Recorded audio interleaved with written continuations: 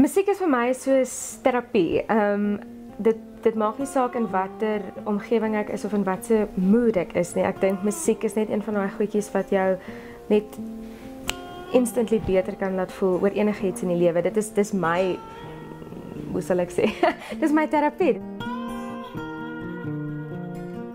En saam met Nathaniel is dit net ongelooflik. Ek is so in awe van sy talent en hy inspireer my net 100%. Die mens wat hy is, dit wat hy maak, dit wat hy skryf, dit wat hy sê en net die tipe mens wat hy is my ongelooflik. En sy musiek is net vir my uit 'n ander wêreld. Dis net 'n ander tipe klas musiek dink ek. So dis vir my ongelooflik 'n groot voorreg dat hy vir my gevra het om deel te wees van sy produksie. Ek is absoluut gaande oor honde. As ek enige hondjie kan huis toe vat, sal dit vir my hemel op aarde wees. Ek is baie lief vir diere. En ek is absoluut gaande oor mini-reekse. So ek kan nie elke week volg. Ek het nou 'n PVR gekry, maar ek kan dit nie elke week volg.